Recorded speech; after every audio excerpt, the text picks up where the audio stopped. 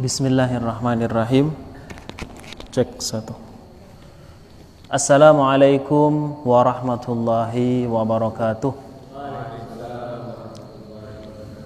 Alhamdulillahi rabbil alamin. Wabihi nasta'inu ala umurud dunya waddin. Wassalatu wassalamu ala asyrafil anbiya'i wal mursalin. Wa ala alihi wa sahbihi wa man tabi'ahum bi ihsanin ila yaumiddin. Asyhadu an la ilaha illallah wahdahu la syarikalah al-malikul haqqul mubin wa asyhadu anna Muhammadan abduhu wa rasuluh shadiqul wa'dil amin amma ba'd.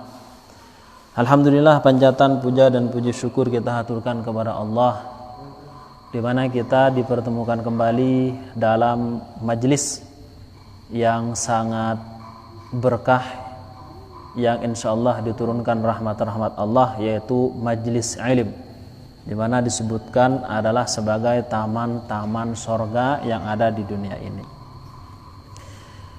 Kita akan melanjutkan kajian kita pada pekan sebelumnya, di mana dibahas ada sebuah hadis riwayat Sayyiduna Ibnu Abbas. Beliau mengatakan bahwa saya mendengar Rasulullah bersabda, "Man kana lahu faratani min ummati dakhalal jannata." Barang siapa yang mempunyai dua anak yang meninggal terlebih dahulu, jadi ayah dan ibunya meninggal akhiran, tapi anaknya meninggal terlebih dahulu, dakhalal jannata, maka dia akan masuk surga. Jadi orang tuanya itu sudah ditunggu oleh dua anaknya yang telah meninggal dunia, ditunggu di pintu sorga. Kemudian dalam hadis ini Sayyidah Aisyah sempat bertanya kepada Rasulullah, bagaimana kalau kemudian yang meninggal hanya satu anak? Faman kana lahu faratun, bagaimana kalau kemudian yang meninggal hanya satu anak? Kemudian Rasul bersabda, sama, yaitu orang yang meninggal anaknya walaupun satu anak juga akan dimasukkan ke dalam surga. Hadis ini sebagaimana dijelaskan kemarin bahwa sanadnya itu adalah sahih. Kemudian Aisyah bertanya lagi, gimana kalau kemudian ada orang tapi tidak mempunyai anak yang meninggal sejak kecil? Jadi orang tuanya dulu meninggal, baru anaknya belakangan. Ini umumnya manusia. Maka kemudian Rasulullah tetap bersabda, "Fa ana faratu ummati lam yusabu bimithli." Maka aku adalah farat dari umatku, yaitu aku meninggal dulu, umatku belakangan. Memang betul. Dan Rasulullah meninggal duluan daripada kita. Dan kebetulan kita lahirnya juga akhiran juga gitu kan.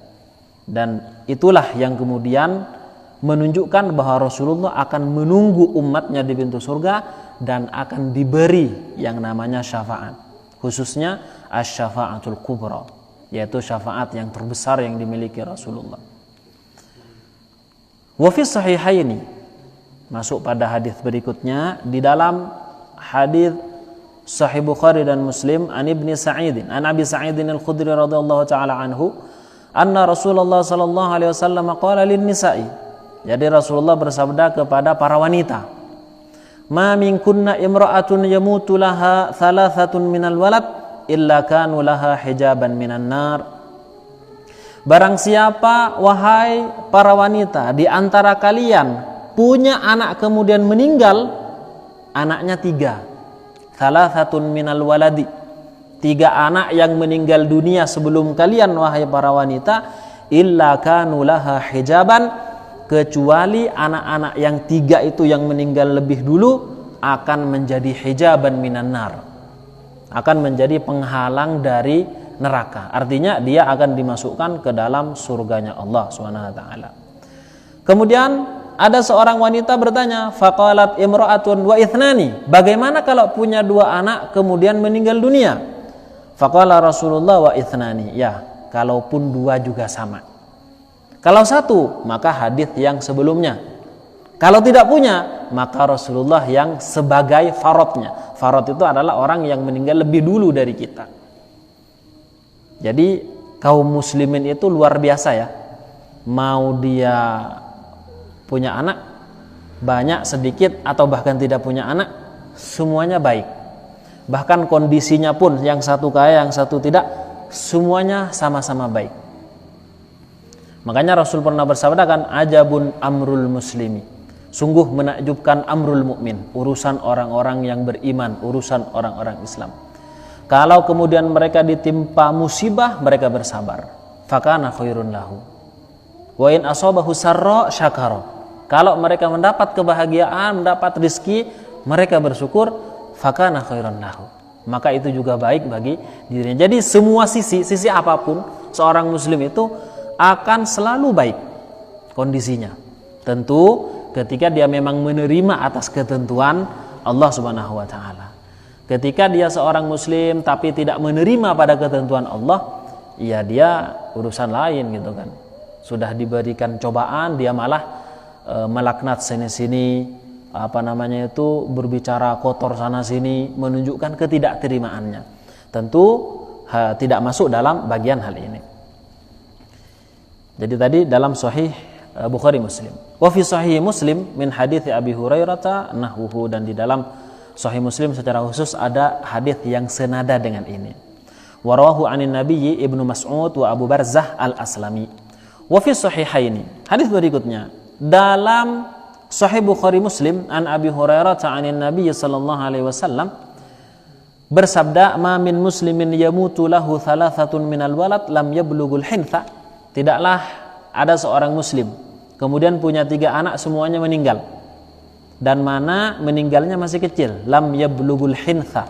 Lam yablughul hintha itu belum balik. Jadi meninggal masih saat kecil. Fatamassuhun nar, kebetulan si orang tuanya itu masuk neraka misalnya karena dosanya sangat banyak gitu. Dan ini hadisnya sahih ya. Karena orang tuanya mungkin ya preman, mungkin ya, tapi dia muslim gitu. Salatnya bolong-bolong, puasanya juga kadang-kadang gitu kan. Ya pokoknya buka aurat kemana-mana, tapi dia muslim gitu. Kebetulan punya anak yang belum balik kemudian meninggal dunia. 3 anak lagi, ya kan? Maka bagaimana? Illa tahillatal qasami, kecuali hanya sebagai penebus sumpah. Apa penebus sumpah? Kita lihat di dalam ayat illa wariduha kana ala rabbika hatsman maqdiyya thumma nunajjil ladzina taqaw wa nadharu adh-dhalimina fiha jithiya. Bahwa semua manusia ini tidak ada di antara kalian kecuali akan masuk dalam neraka, semuanya. Para ulama itu membahas masuk nerakanya itu gimana. Ada yang membahas itu melewati sirat. Sirat yaitu semacam tali yang dipancangkan antara neraka dan sorga. Kemudian ada juga yang mengatakan, para mufassirin, ya memang masuk ke neraka, tapi kondisinya tidak panas. Illa wariduha kana ala rabbika hatsman maqdiyya. Ada penegas ayat bahwa hal itu adalah ketentuan dari Tuhanmu. Baru kemudian ada ayat berikutnya, thumma nunajjil ladzina taqaw. Kemudian kami selamatkan orang-orang yang bertakwa, wa nadharu dzalimina fiha jithiya. Lalu kemudian kami tinggalkan orang-orang yang zalim di dalamnya jithiyan. Jithiyan dalam keadaan berlutut. Siapa orang-orang yang zalim di sini? Ada ayat lain, inna syirka la zulmun azim, termasuk orang syirik, orang kafir, orang yang tidak mau bertobat kepada Allah, maka akan ditinggalkan di dalam neraka. Makanya kemudian kalau memang dia punya 3 anak yang kemudian meninggal padahal masih kecil-kecil, maka nanti seandainya masuk neraka itu hanya sebagai penebus sumpahnya Allah dalam surat tadi itu. Jadi dia akan diangkis. Apa diangkis ya? Diangkat. Nah, Madura diangkis ya. Diangkatlah istilahnya dari neraka itu. Diangkis di bahasa Madura itu. Naam. Kemudian ada hadis yang senada dalam Sahih Bukhari, yaitu riwayatnya Anas bin Malik. Rasul bersabda, ma minan nasi muslimin yamutu lahu thalathatun minal waladi. Tidaklah ada seorang muslim kemudian punya anak 3 yang meninggal dunia, lam yablughul hintha, dan belum balik, illa adkhalahullahu aljannata bi fadli rahmatihi iyahum, kecuali Allah akan memasukkannya ke dalam surga dengan keutamaan rahmatnya Allah pada mereka. dengan sebab keutamaan Allah yang diberikan pada mereka. Ini bukan berangan-angan punya anak 3 nanti mudah-mudahan mati, gitu ya. Nah, jadi ini seumpamanya. Makanya kan ada sahabiyah ya, ketika mengutus anaknya ikut berperang bersama Rasulullah ya, dan ternyata meninggal dunia, itu yang ditanyakan pertama kali siapa? Rasulullah gitu kan. Padahal anaknya ada 3 kalau nggak salah, itu meninggal semuanya. Yang penting Rasulullah itu selamat, maka saya bahagia. Anak saya sudah mesti surga karena berperang di jalan Allah bersama Rasulullah. Apa yang harus ditangisi bagi orang yang sudah masuk surga? Ya kan? Ya nggak perlu ditangisi lagi gitu. Bahkan beliau mengatakan seandainya punya anak lagi, saya korbankan lagi untuk berperang bersama Rasulullah. Wa fi sahih Muslimin an Abi Hurairah taqala, dari Abu Hurairah berkata, atatin nabiyya imra'atun bisobiyyin laha, ada seorang wanita membawa seorang anak datang pada Rasulullah. Faqalat ya Nabi Allah ud'ullaha lahu, ya Rasulullah doakanlah anak ini, mohon anak ini didoakan kepada Allah. Laqad dafantu thalathatan, sungguh aku telah menguburkan kakak-kakaknya ini 3 orang. Jadi ini anak keempat. Ya Rasulullah doakan. Ya doakan dalam semua sisi lah, kebaikan segala macam. Saya itu sudah menguburkan saudaranya dia 3 ya Rasulullah.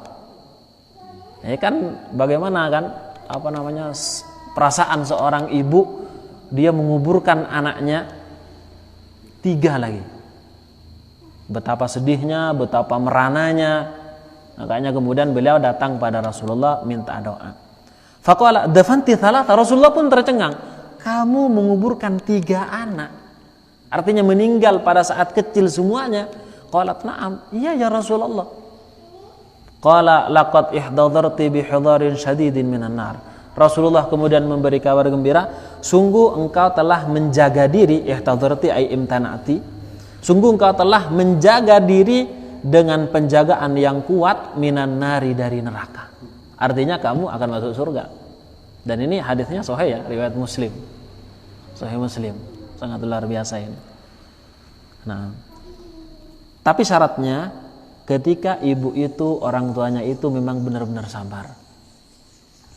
Ketika dia tidak sabar, malah dia tidak menerima ketentuan Allah, ya jelas tidak masuk dalam hal ini. Nah, kalau menangis itu bukan ukuran orangnya tidak sabar. Nangis ya adalah hal yang biasa. Makanya Rasulullah ketika putranya meninggal, Ibrahim, beliau menangis itu. Menangis sampai seorang sahabat berkata, "Apa ini ya Rasulullah? Engkau menangis?" Lalu kemudian Rasulullah menjelaskan bahwa hal seperti ini itu adalah manusiawi gitu. Yang tidak diperbolehkan dalam Islam adalah an-niyahah. Niyahah itu meraung-raung, menjerit, memukul diri, menyobek-nyobek baju, menyiramkan lumpur, mandi lumpur ya. Itu kan untuk gift apa-apa itu. Enggak, ini karena kesedihannya sampai melakukan hal seperti ini, seperti orang jahiliyah, itu yang diharamkan. Kalau nangis biasa ya nggak apa-apa gitu. Nah bahkan ya normal sekali. Justru kalau nggak nangis gimana gitu, malah ketawa ke TV. Nah ini malah nggak normal ini. Keluarganya meninggal malah ketawa. Fal waladu innahu in 'asha ba'da abawayhi nafa'ahuma wa in mata qablahuma nafa'ahuma. Seorang anak itu seandainya dia hidup setelah ayah dan ibunya, ayah ibunya meninggal dunia, anaknya masih hidup, maka akan memberi manfaat pada keduanya, yaitu dengan mendoakan. Wa in mata qablahuma nafa'ahuma. Kalau memang meninggal sebelum keduanya akan bermanfaat juga, yaitu akan nunggu standby di depan pintu surga. Jadi sangat luar biasa. Waqad rawa Muslimun fi sahihihi, Muslim meriwayatkan di dalam sahihnya, min hadits Abi Hurairah, dari hadisnya Abu Hurairah, anna Rasulullah sallallahu alaihi wasallam qala, idza matal insanu inqata 'amaluhu illa min thalath, shadaqatin jariyah aw ilmin yuntafa'u bihi aw waladin salihin yad'u lahu. Ini sebagai hadis penutup di dalam fasal ini, bahwa sangat mungkin kalau kemudian ketika ada seorang meninggal dunia, pahala akan tetap dikirimkan padanya, itu sangat memungkinkan. Makanya Rasulullah bersabda, ketika ada seorang meninggal dunia, maka amalnya akan terputus. Amal sholatnya sudah nggak bisa lagi, amal hajinya sudah nggak bisa lagi, puasa, zakat sudah terputus, kecuali 3 hal. Yang pertama, sedekatin jariyah, sedekah jariyah. Ulama mayoritas menafsirkan atau mensyarah hadis ini, sedekah jariyah adalah al-waqaf, wakaf, tanah wakaf, Quran wakaf, lemari wakaf, karpet wakaf misalnya. Pokoknya yang berkaitan dengan wakaf.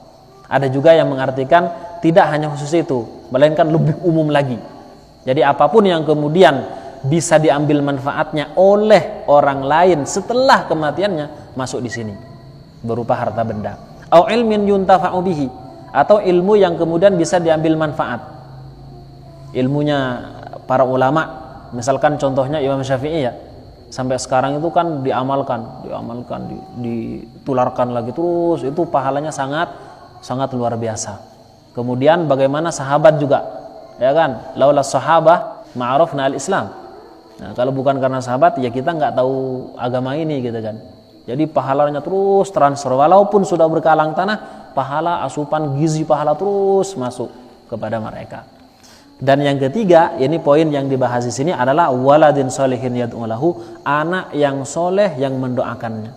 Jadi di sini ada Rasulullah memberikan sifatnya solih, yaitu waladin sholihin, bukan mewariskan ya kemaksiatan yang dilakukan oleh orang tuanya.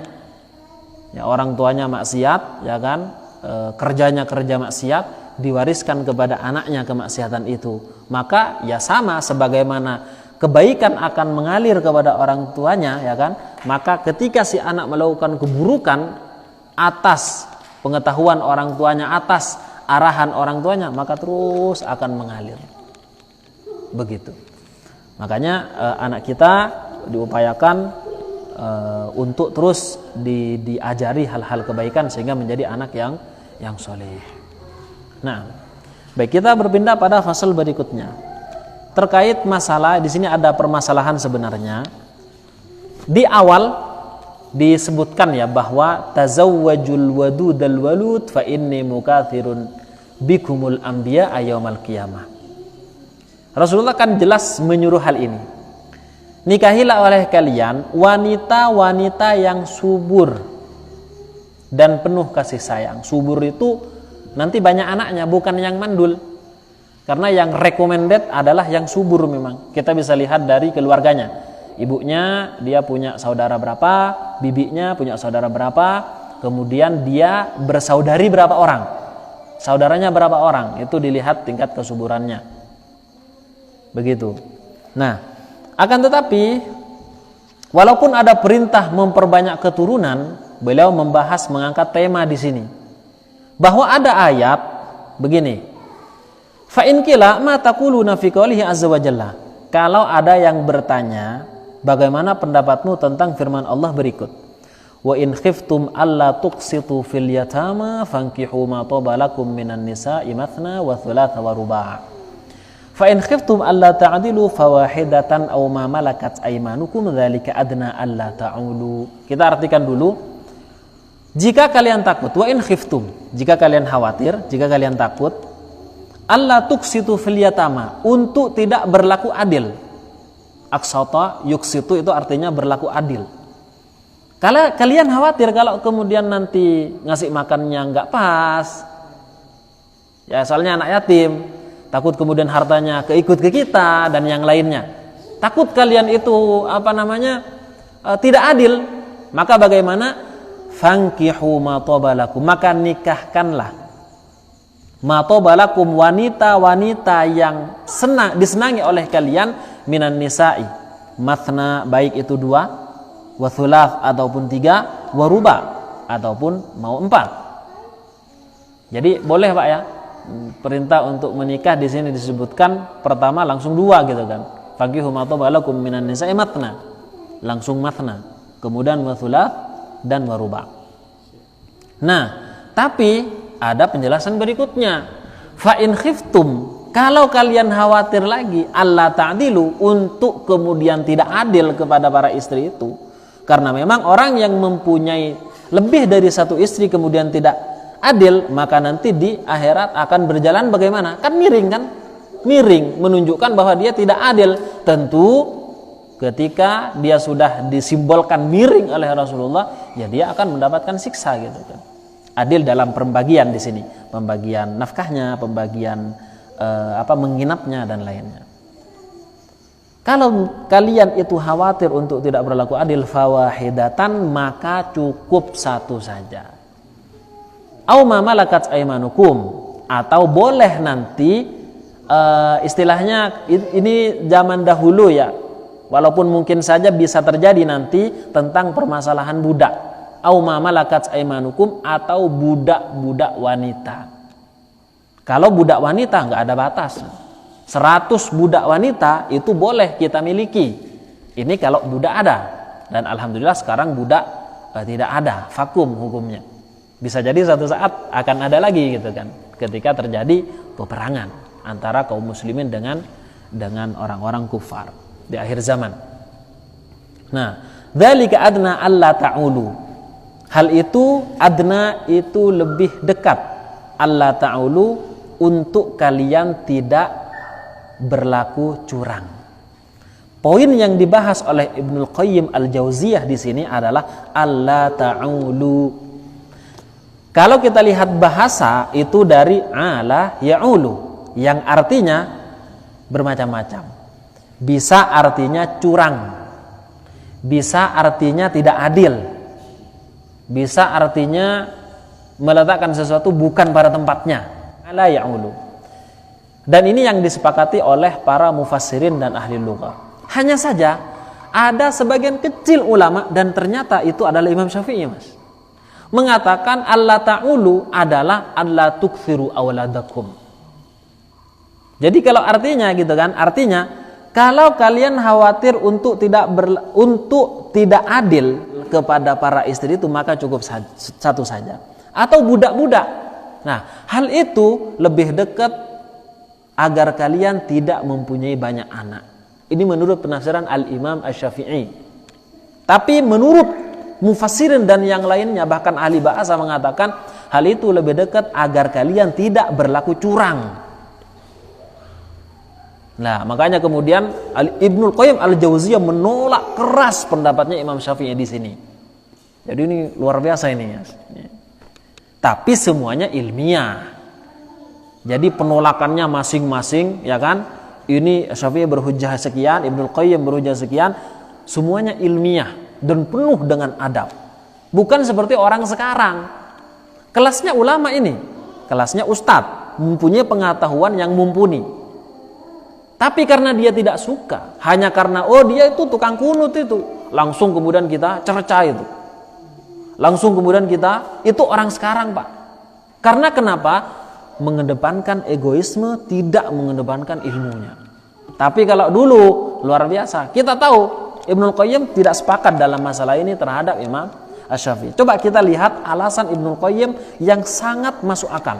Qala Asy-Syafi'i. Asy-Syafi'i mengatakan begini, alla tuktsira iyalakum. Hendaknya kalian tidak memperbanyak iyalakum, yaitu anak-anak. Iyal, keluarga, ya anak-anak di sini. Jadi kalau kalian sekiranya nanti takut tidak bisa berlaku adil, ya sudahlah, cukup nikahi satu saja atau budak. Hal itu agar kalian tidak banyak anaknya. Menurut Imam Syafi'i penafsirannya begini, Mas. Tapi ini kan pendapat mutafarid di sini. Syafi'i itu mutafarid. Mutafarid itu menyendiri dalam pendapat ini, seorang saja. Tentu yang sependapat dengan beliau. Tapi secara umum tidak berpendapat demikian. Fadalla ala anna qillatal iyal aula. Lah, kalau ikut pendapatnya Imam Syafi'i ini, berarti seakan-akan sedikitnya keluarga itu adalah lebih utama. Antum punya anak satu aja itu lebih utama daripada antum punya 5. Gimana ini?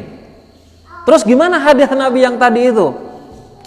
Ya kan Rasulullah bersabda, tazawwajul wadudal walud. Nikahilah oleh kalian wanita yang banyak anaknya, yang subur. Kenapa? Karena saya akan bangga-banggaan kepada nabi lainnya pada hari kiamat nanti. Itu loh, umat saya banyak sekali. Sehingga Rasulullah sangat suka kalau kemudian ada umatnya banyak anaknya. Lah, kemudian Syafi'i mengatakan, ketika ada ayat yang mengatakan, ayat Al-Quran yang mengatakan demikian, maka tentu hadis ada di bawahnya. Coba sekarang kita bandingkan hadis dengan Al-Quran, mana yang lebih tinggi? Al-Quran, ketika hadisnya bukan mutawatir. Ketika hadisnya mutawatir, maka sederajat, walaupun tetap ayat lebih utama. Sederajat maksudnya dalam sisi hukumnya, pengambilan istimbatul ahkam saja. Tapi kalau ini ya tetap lebih utama ayat Al-Quran itu. Nah, Syafi'i mungkin memandang seperti itu. Tapi Ibnul Qayyim al-Jauziyah tidak sepakat dengan hal ini. Kok bisa Allah ta'ulu, ala ya'ulu itu diartikan sebagai qalilul iyal, sedikitnya keluarga? Tidak bisa. Ala ya'ulu itu adalah berlaku curang, ya kan? Sehingga kalian tidak berlaku curang, tidak berlaku zalim, kayak gitu, Mas. Kila, maka dijawab saja kalau ada yang berkata seperti itu, termasuk Imam Syafi'i itu mengatakan begini, jawab saja, kata beliau. Apa jawabannya? Qad qala Asy-Syafi'i rahimahullah ta'ala dzalik. Memang Al-Imam Asy-Syafi'i mengatakan hal itu, betul. Tapi wa khalafahu jumhurul mufassirina minas salafi wal khalafi. Tapi jumhurul mufassirin, mayoritas para mufassir yang tidak terhitung jumlahnya itu tidak sepakat terhadap Al-Imam Asy-Syafi'i di sini. Bahkan as-salaf wal khalaf, orang dahulu mulai dari sahabat, salaf itu kan sahabat, tabi'in, atba'ut tabi'in dan beberapa generasi berikutnya. Setelah itu disebutnya dengan khalaf, semuanya enggak sepakat dengan Syafi'i. Wa qalu, kemudian mereka berkata, para mufassirin ini berkata, makna ayat, makna daripada ayat ini, khususnya poin terakhir Mas, Allah ta'ulu, adalah dzalika adna alla tajuru. Hal itu lebih dekat untuk kalian tidak berlaku curang, untuk kalian tidak berlaku zalim. Makanya kemudian nikahi satu saja. Karena kalau 4 biasanya, apalagi satunya ada yang lebih muda, Mas, masih umur 20-an, yang satunya sudah umur 30-40 gitu kan. Secara perasaan Islam tidak mengatur perasaan. Secara normalnya ya jelas dia lebih cinta sama yang umur 20. Rasulullah mengaku sendiri bahwa beliau di antara para istrinya yang paling dicintai adalah Sayyidah Aisyah, setelahnya Khadijah. Kan begitu perasaan. Tapi pembagian Rasulullah, nafkah Rasulullah yang diberikan pada mereka tidak ada yang beda. Pembagian malam, pembagian nafkah sama semuanya. Bahkan pemberian wejangan sama semuanya. Cuman kebetulan Aisyah saja yang sangat cerdas sehingga mengingat beberapa hadis Rasulullah dan sampai diriwayatkan. Kalau istri Rasulullah yang lainnya banyak juga. Cuman ya itu tadi ada semua orang itu punya kelebihan dan kekurangan masing-masing gitu kan. Nah, dzalika adna alla tajuru, agar kalian itu tidak berlaku curang, au la tamilu, atau makna daripada Allah ta'ulu itu agar kalian tidak condong pada salah satunya.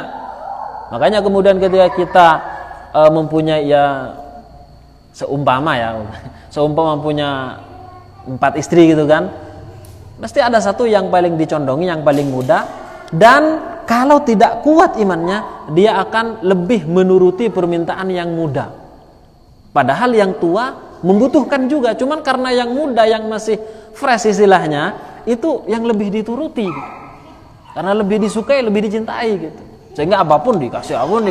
Yang tua padahal membutuhkan nggak dikasih. Nah, karenanya kemudian dzalika adna alla ta'ulu. Fa innahu yuqalu, karena sesungguhnya dalam segi bahasanya ala rajulu ya'ulu aulan, ala ya'ulu artinya adalah idza mala wajara, ketika dia condong pada salah satunya dan ketika dia berlaku curang. Itu secara bahasa. Wa minhu aulul faraid, di antaranya adalah ucapan aulul faraid. Apa itu? Harta warisan yang dibagikan tapi curang. Ya kan? Ada orang yang kemudian memberikan warisan sudah dihitung secara faraid, cuman kemudian Yaitu tadi, oh ini karena anak tertua sehingga bagiannya harus lebih banyak. Oh ini karena anak yang terkecil sehingga bagiannya harus segini saja. Oh ini karena seperti ini. Padahal faraid kan jelas tentang masalah warisan. Ya kan? Orang tua meninggal nanti anaknya dapat berapa? Terus kan sudah jelas pembahasannya itu istilahnya. Tapi karena dia curang, ya sudah. Muncullah istilah aulul faraid, kecurangan dalam pembagian harta warisan. Nah, itu yang kemudian mempunyai arti bahwa ala yaulu adalah kecurangan, kezaliman, condong pada salah satunya. Li'anna sihamaha zadat, karena bagian daripada faraid yang diperoleh seseorang zadat itu bertambah. Makanya disebut aulul faraid. Nah, wa yuqalu.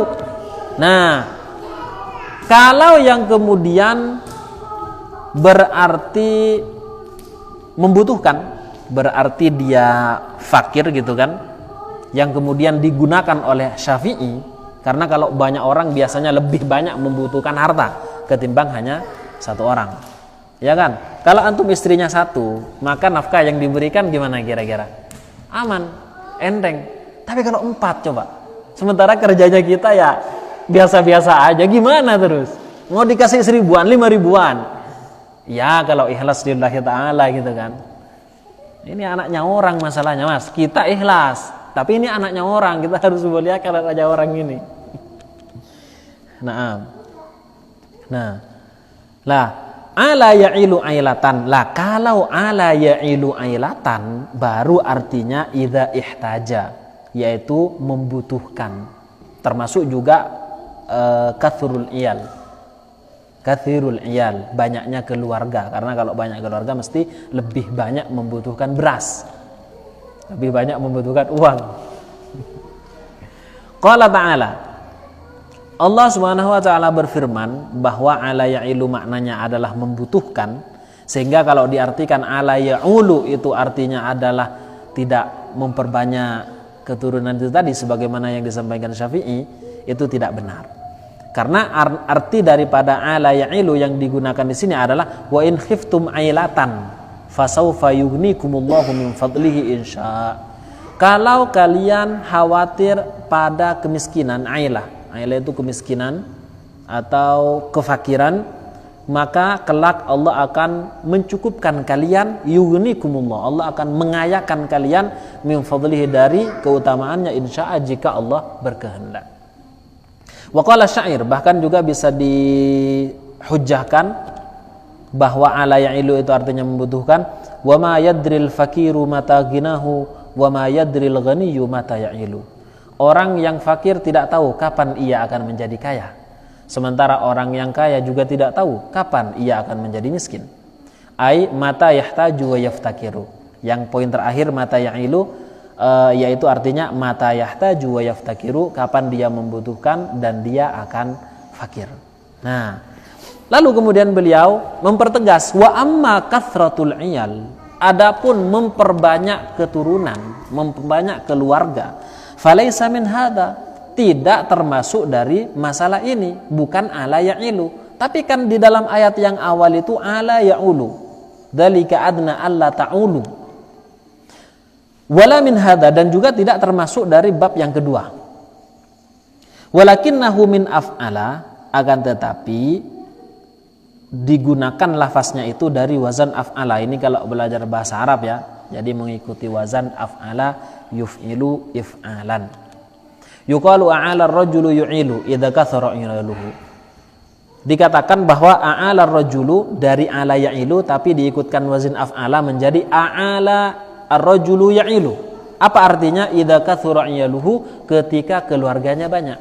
Makanya kalau kemudian memang seandainya arti dari Allah ta'ulu yang sesuai dengan apa yang disampaikan oleh Asy-Syafi'i, seharusnya Allah berfirman Allah tu'ilu, a'ala yu'ilu, ya kan? Allah tu'ilu, agar kalian tidak banyak anak.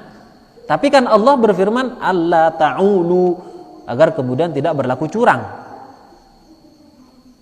Mithlu albana wa atsmara idza sarada labanin wa tamrin, seperti dalam contoh albana. Albana itu ketika menjadi orang yang mempunyai banyak susu. Jadi dia mempunyai produksi susu seperti KOD Batu, nah itu namanya albana yulbinu ilbanan. Beda kalau albani itu dari Albania, marganya marga Albania. Ini albana yang artinya labanun. Wa atsmaro itu adalah orang yang mempunyai banyak korma. Atsmaro yutsmiru itsmaron. Nah sama, seandainya memang betul apa yang dikatakan Syafi'i, berarti alla tu'ilu, agar kalian tidak banyak anak. Tapi kan Allah berfirman alla ta'ulu, agar kalian itu tidak berlaku curang atau zalim. Qala Al-Wahidi fi basitihi, beliau berkata Al-Wahidi dalam kitab Al-Basit, wa makna ta'ulu tajuru. Makna ta'ulu dalam ayat ini adalah tajuru. Al-Wahidi ini adalah mufassir kelas kakap juga. Beliau mempunyai kitab Asbabun Nuzul terkait masalah sebab-sebab turunnya ayat ini apa, ini sebabnya apa. Dan beliau juga punya kitab Al-Basit. Banyak karya beliau itu. Jadi beliau sangat menjadi apa istilahnya, dipertimbangkan. Keilmuannya itu sangat dipertimbangkan. Beliau mengatakan Allah ta'ulu, ya maksudnya adalah tajuru, yaitu berlaku curang. Makanya kemudian firman-Nya dzalika adna alla ta'ulu, hal itu lebih dekat agar kalian tidak berlaku curang. An jami' ahli tafsir wal lughah, bahkan dari semua para mufassirin dan juga ahli bahasa. Wa ruwiya dzalika marfu'an, hal itu juga diriwayatkan secara marfu'. Marfu' itu adalah hadis yang disandarkan pada Rasulullah. Rawat Aisyah radhiyallahu anha anin Nabi sallallahu alaihi wasallam fi qaulihi, Aisyah berkata dari Rasulullah tentang firman Allah alla ta'ulu, qala, beliau bersabda alla tajuru, itu alla tajuru, agar kalian tidak berlaku curang. Ini hanya untuk membantah apa yang disampaikan oleh Asy-Syafi'i. Jadi beliau keluarkan semua hujah bahwa apa yang disampaikan Syafi'i itu adalah salah. Ini apakah celah bagi Syafi'i pendapatnya salah? Tidak, Mas. Justru itu adalah satu keutamaan. Kenapa? Syafi'i bukan malaikat, Syafi'i bukan nabi, sehingga perkataannya tidak kemudian salah sama sekali. Syafi'i tidak maksum. Selama dia bukan Rasulullah, ya kan, bukan para nabi dan rasul, bukan malaikat, maka kesalahan itu mesti adanya. Apakah Ibnul Qayyim Al-Jauziyah tidak pernah salah dalam berkata? Ada beberapa pendapat beliau yang disalahkan. Kullu qaulin yahtamilul khata' was shawab, kata Al-Imam Malik, illa qaulaha sahib hadhil maqbarah. Seluruh perkataan itu bisa jadi benar atau tidak, illa qaula sahib hadhil maqbarah, kecuali perkataannya yang punya kuburan ini. Siapa? Rasulullah. Jadi Imam Malik sendiri perkataannya apakah benar semuanya? Ada beberapa yang dianggap salah. Tapi luar biasanya hati para ulama itu selalu menghargai, selama berlandaskan kepada dalil yang nanti disebut dengan ra'yun islami, maka silakan saja. Dalilnya tidak bermasalah, dalilnya kemudian bukan dhaif jiddan atau bahkan maudhu, silakan saja. Selama berlandaskan kepada hadis, yang bisa jadi hadis, kan hadis sendiri kan ada yang menghukumi sahih, ada yang menghukumi dhaif. Tergantung siapa yang menilai hadis itu. Nah, waruya an la tamilu, ada riwayat juga mengatakan bahwa agar kalian tidak condong pada salah satu istri yang empat tadi. Qala wa hadza qaulu Ibni Abbas, dan ini adalah perkataannya Ibnu Abbas wal Hasan wa Qatadah wa Rabi was Suddi, kemudian wa Abi Malikin wa Ikrimah wal Farra wa Zajjaj wa Ibni Qutaibah wa Ibni al-Ambari. Jadi para ulama mengatakan bahwa dalam ayat itu maksudnya bukan kemudian kita tidak boleh banyak anak, justru ya harus banyak gitu kan, karena dalil-dalil sebelumnya itu tegas sekali. Rasulullah mengatakan bahwa ketika kalian banyak anaknya, Rasulullah akan bangga, ya kan, masih satu kan, nambah lagi gitu kan, maksudnya anaknya gitu, anaknya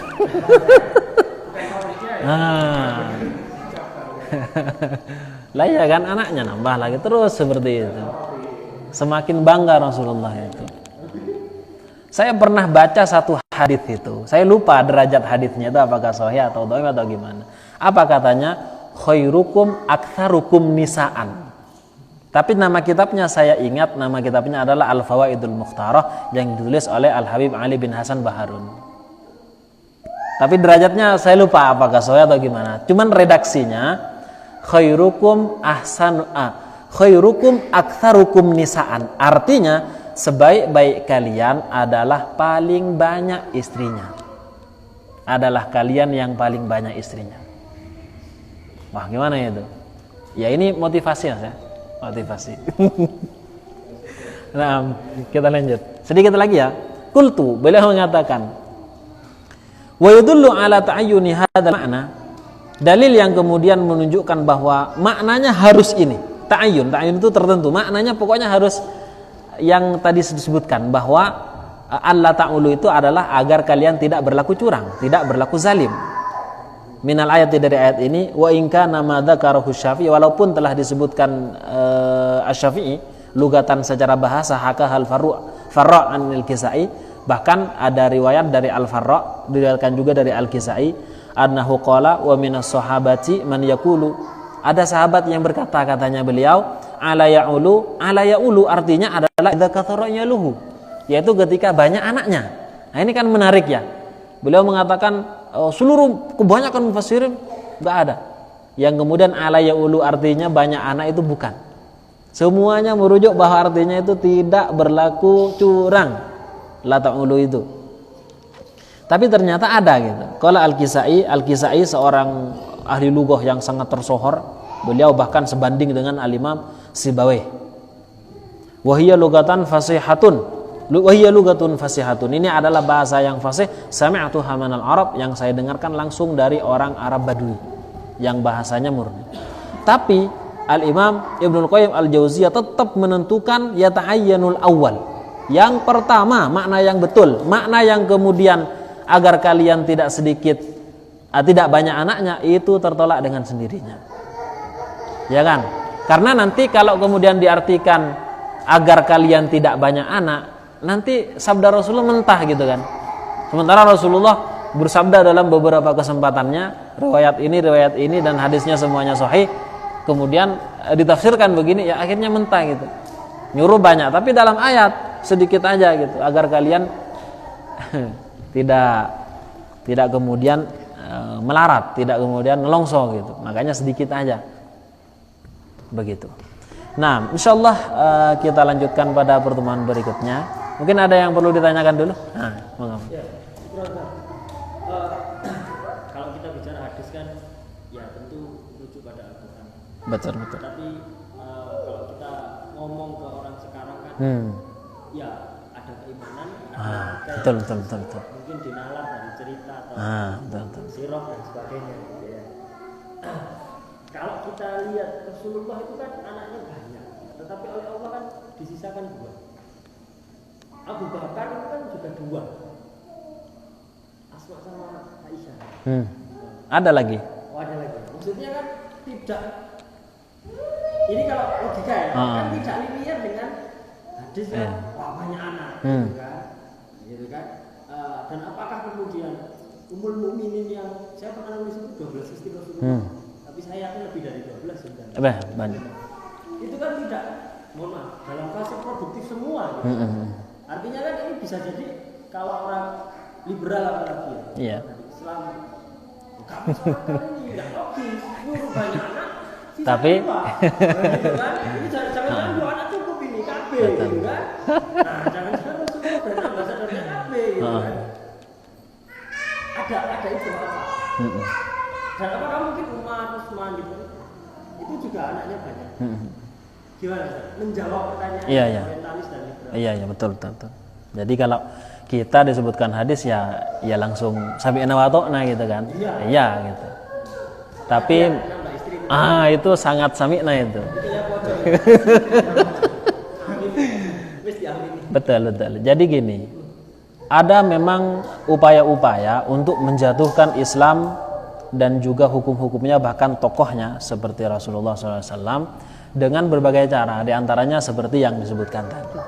Bagaimana kita kemudian untuk menjawab pertanyaan seperti ini? Sebenarnya apa yang disampaikan oleh liberal sebenarnya sudah disampaikan oleh orang-orang jahiliyah. Rasulullah difitnah tidak punya anak, ya kan? Rasulullah itu dikatakan mandul, itu sudah oleh banyak orang. Siapa di antaranya yang mengatakan Rasulullah itu mandul, tidak punya anak adalah Walid bin Mughirah, orang tua dari Khalid bin Walid bin Mughirah. Itu mengatakan Muhammad itu ya mandul. Apa indikasi bahwa mandul? Pertama, yang lahir anak laki-laki mulai daripada Abdullah, Qasim dan Ibrahim itu meninggal saat kecil. Kemudian ada di sana mulai dari Zainab, Ruqayyah, Fatimah, itu pun juga tidak sampai melahirkan keturunan yang banyak kalau seperti Ruqayyah, Zainab, ya kan, dan Ummu Kulthum. Kan begitu. Nah, hanya Fatimah itu pada akhirnya, dan Fatimah itu adalah meninggal setelah Rasulullah, hanya beberapa bulan setelahnya juga. Ya kan? Berarti Rasulullah dalam pandangan orang-orang jahiliyah itu abtar. Abtar istilahnya adalah mandul. Tapi Allah kemudian menjawab dengan tegas di dalam inna a'tainakal kautsar fasholli lirabbika wanhar inna syani'aka huwal abtar. Bahwa Allah itu telah memberi kautsar kepada Rasulullah. Para ulama membahas kautsar ini siapa? Ada yang membahas, dan ini mayoritas adalah telaga kautsar yang ada di surga. Ada juga yang menafsirkan bahwa itu artinya adalah kautsar dari katsir, yaitu anaknya yang banyak. Anak yang mana?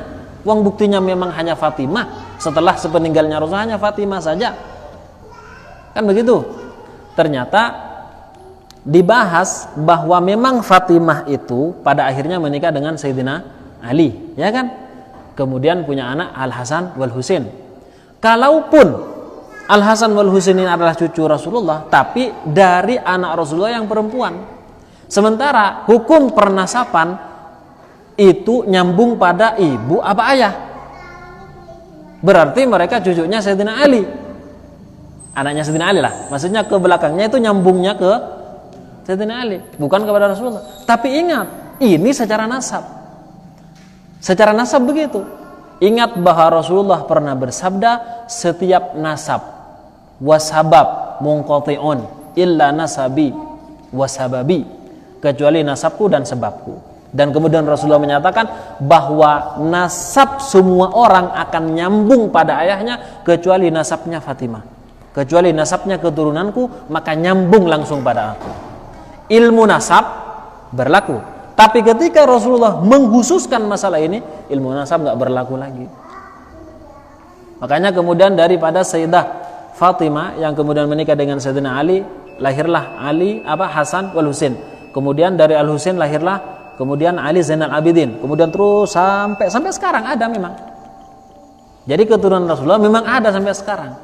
Tapi ingat, tidak maksum. Mereka bisa salah, bahkan bisa liberal juga gitu kan. Bisa macam-macam gitu kan. Ada yang keribu, ada yang macam-macam. Ya kan? Bisa. Jadi orang sama, cuman kebetulan keturunan Rasulullah gitu aja. Dan itu bukan kemudian pasti masuk surga, tidak akan masuk neraka. Ya tidak begitu.